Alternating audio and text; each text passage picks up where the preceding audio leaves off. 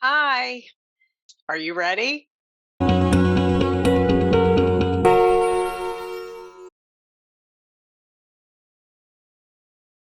right, here we go with the first one. I have family members who do this, and I found out it was a form of jealousy. One family member always corrects me when I'm right and always one ups my story. My child is heavier than yours, or my child got more candy at trick or treating, or that exercise doesn't work to lose weight, yet she wants a lap band.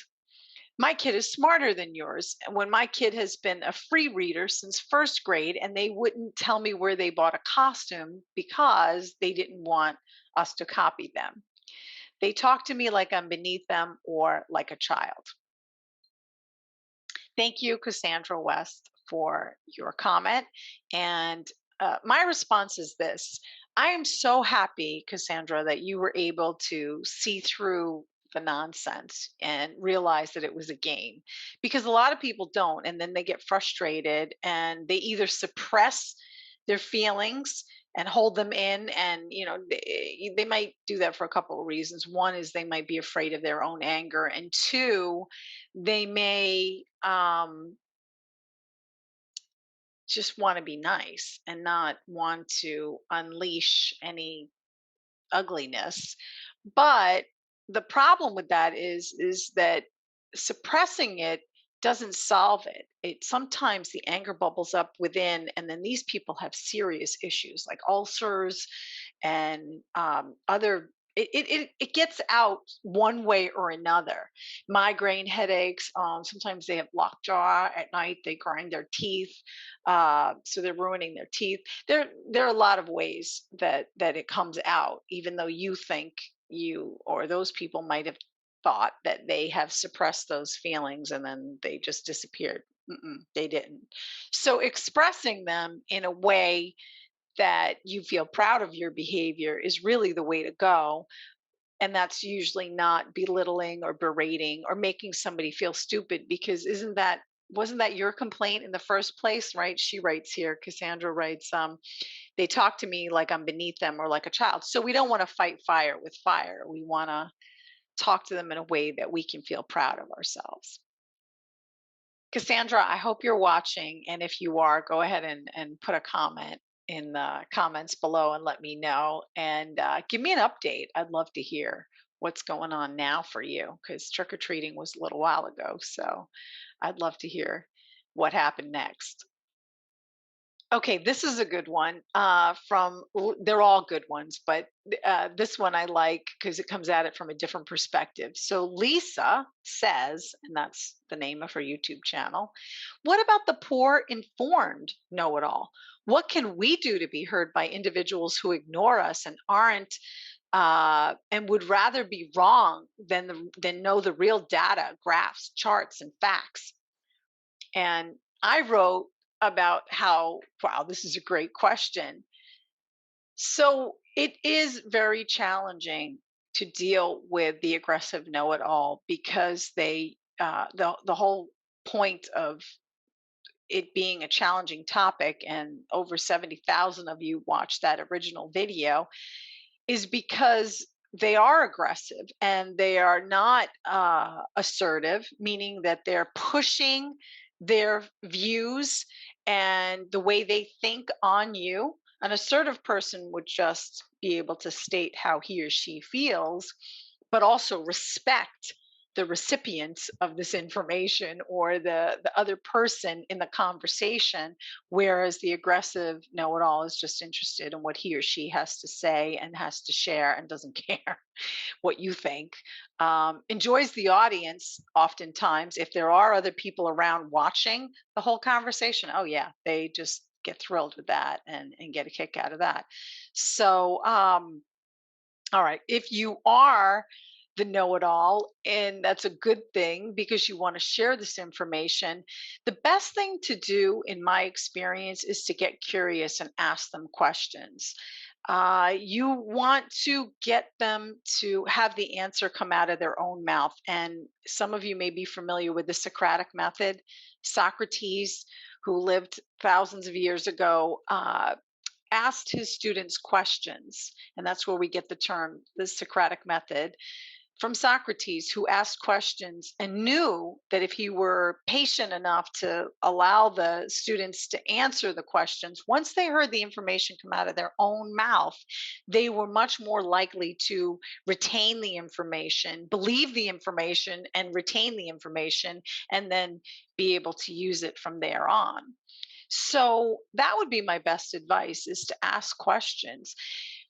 The trick to it is you've got to ask the questions coming from curiosity. So when someone says something that is absolutely ridiculous, you're going to have to resist that desire to roll your eyes or make some kind of sound effect or sigh, and just really get curious and wonder from the depths of your soul, why do you think that? And even there, when I just said that, there seems to be a little bit of judgment there. But, really, I'm curious, how did you come up with that? Or why do you think that way? Or have you always thought that way? Was there a time when you thought differently and something may have changed your mind? Get curious, become like a reporter, ask the who, what, when, where, why. Lisa says, I think that's your best bet to be able to trigger some curiosity on their part as well. When they start answering the questions, they might share and say something along the lines of, well, I didn't always think this way. My mind got changed when, and then they share the story. And that might give you some more insights into this person and how he or she came up with this particular belief system, which may not be based on any factual evidence other than it's just a belief. And we know that beliefs can be changed, and sometimes they need to be changed in order for our lives to improve. Okay, this next one is a little bit challenging for me because I want to handle this correctly, but here it goes. So Joyce Koch says the dynamic of this situation has become more complex in recent decades. In the past, it was more common to see this without many other complexities such as race and gender. I have had an eye opening experiencing being the only white manager in my work setting with several females of color who employ hyper aggressive modes in body language and speech to try to overpower my authority. When engaged in a closed office conference with a member of HR, Human Resources, to act as a witness, the situation usually results in a denial of such behavior, even when it has been captured on camera and viewed collectively. Knowing how to deal with hyper aggressive behavior when it the gender, crosses the race and gender line would be a very helpful for a video. Thank you. Okay, Joyce Koch. So let's tackle this. One of the things that you said here is I have had an eye opening experience being the only white manager in my work setting with several females of color who employ hyper aggressive modes in body language and speech to try to overpower my authority. I'm going to get curious here and follow my own advice and ask you, what makes you think that the body language and speech is trying to overpower your authority? And is it possible that you're making some assumptions here? In my experience, when people get loud, when people get physical, and I don't mean actually hitting another individual, but just kind of like, like sometimes you can see men when they're about to fight, they clench their jaw or they tighten their fists. Um, that doesn't necessarily mean that there's going to be violence, but it's their way of dealing with whatever stressors they have. And they may be trying to restrain themselves. And then you perceive that in a fearful way. So you think they're trying to intimidate you. It might not be that, it might just be their physiological response and how that works. So there's that.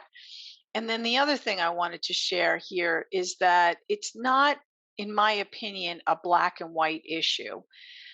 It may be perceived that way in your work situation because of the things you just explained. But I think that human beings behave this way.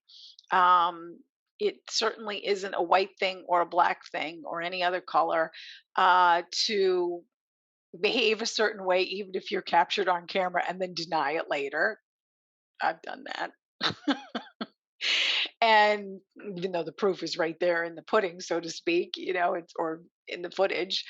Um, so I would wonder and again get curious as to what am I doing as a manager to have these women behave this way and maybe feel so threatened, if that's true, if they do feel threatened, that they need to behave in this way. And then when you go to HR and try to get it resolved, they're denying it. What is it in me that they don't feel that they can come clean, so to speak, or talk openly? And I know that you may be listening to me and think, "Oh, now you're blaming me." Well, you know what? They're not writing to me. You are. Joyce Koch. So I want to help you, and I hope you know my heart is in the right place.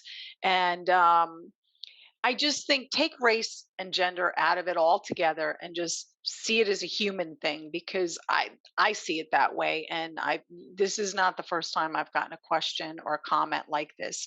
I've taught a lot of classes on management for first time supervisors or leadership for first time supervisors, and this is quite common. This comes up. So, and again, it doesn't have anything to do with race or gender. So I hope this helps you, Joyce Koch, and that you are look at, what maybe you can do differently. What is causing this on your end?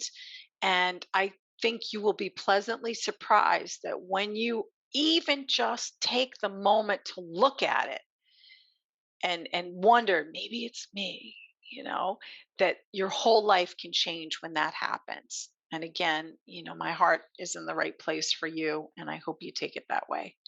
Thank you. Next is from Julie Riddle. How about someone who truly does mean well but cannot stop pushing herself atop any conversation? She wants to be friends, close, companionable. She has a good heart and she does mean to be helpful and tries to build camaraderie. But she's a conversational bully. She interrupts, always speaks with power and force, and sometimes even downright ugly. She's derogatory about others, speaks ill, calls them names. She believes and insists her way is right and best. She's like a locomotive on an endless train track, powering her way through life. I always feel depleted and irritated about after a bout with her. She thinks sarcasm is the best humor, has no patience for anyone believing differently than her about any topic, and will do her darndest to convince you to see things her way. She's always giving gifts, wants to be friends, isn't lonely, and doesn't have plenty of friendships, so she's not the odd one out. It's just that we're on very different wavelengths, and there's no escaping her. We're neighbors in a rural area. So, ideas? The tips you've provided here just don't cut the mustard, I'm sorry to say. Silence doesn't either, and neither does avoidance or putting a time limit on meetups. And I can't, in good conscience, just agree with everything she says. I realize coping with people like her is a skill I can develop, and I'm looking for the Cadillac of solutions. Ah, Julie Riddle, you have definitely given me a challenge in this one. This woman and you both live in a rural area. Now, I lived in Chittenden, Vermont. I don't even know what the population was back then when I lived there, but it's a small town. And I know what it's like to live in a small area where there are very few people and it's almost impossible to avoid those individuals because you're going to meet them in the supermarket and other places that you need to go to when you go to town.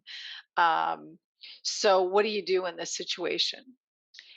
Well, I think the more you resist, her and her personality, the more it's going to persist. And that's Carl Jung talked about that. What you resist persists in life. So I did not come up with that on my own, but you can look that up if you would like more information on what Carl Jung had to say about that. So the only other thing to do is to embrace it because you can't escape. So, what does that look like? Well, I'm going to go back to curiosity again and just keep asking questions. And when she starts telling you about things going on, rather than resisting it and just or tolerating it or bracing yourself, you don't want to agree with her. Don't disagree with her. Find all the areas in which you can agree with her. Now, I know you said, would you say in good conscience, I can't just agree with everything she says. And I agree with you in that. Not trying to be funny there, but there are some points in what she says that you can agree on. So head down that path.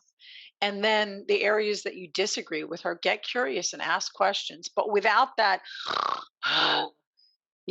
attitude. Just really, wow, why do you think that? No, I'm just curious. I think differently, and I just really want to know why you think that, why you believe that. Did you always believe that? I feel like I did this before in one of my other answers to a question, but it's a good one. It really will bring you peace, and you may learn something. And it sounds like you're really, really frustrated. So that those would be my solutions: is to not resist her or what she's saying. You don't necessarily have to agree with it, but you can get very curious and ask her why she believes what she believes and did she always believe it? And, get the story. And I would love to hear what happens. Let me know. Okay, next one is from David Paula. Trying to honestly be asking a person with sincere curiosity. How do you do that without being phony? Why not just get to the point and tell them the the way you make me feel because you said or did such and such, making them own up to their shortcomings. That for me would be more practical. Blowing up their ego by saying I would want you on my team, etc. Okay, because that's what I said in the video. She's referring to that, or he's referring to that. That's all that they will hear is the praise they desperately are seeking, and anything else goes right over their head. I like your podcasts, and I think they're great on this subject. I disagree some, disagree to disagree. That's all. Still a fan. Dealing with someone just like this, perhaps I'll pass being as nice as you'd be. Okay. Do ask with sincere curiosity because after a while, don't you wonder why these people are behaving this way? For example, how many friends can you really have if all you do is act like a know it all, don't listen, don't ever get curious? Right? Those individuals don't get curious. They don't ask you questions. They don't want to know what you know, and you've had life experience. You have reasons for believing what you're believing.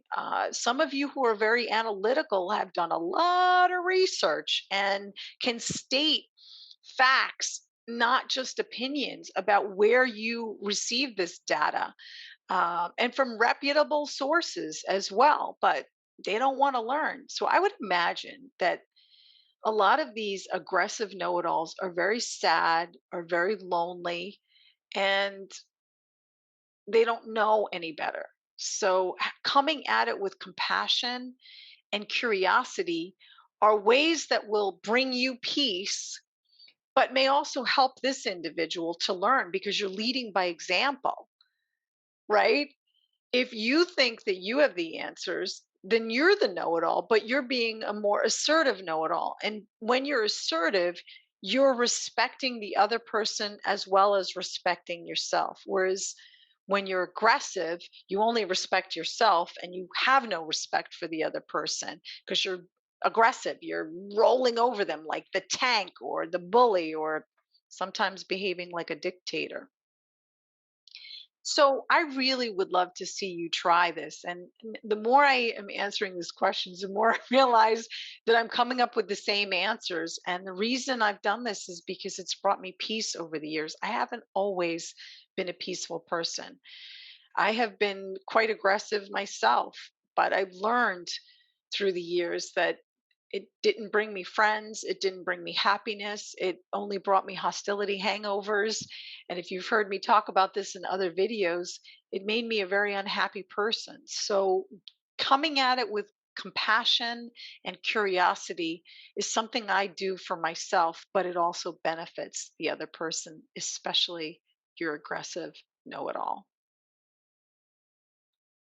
Thanks for watching this video, and please click like, subscribe, and share the video with people you know could benefit from it.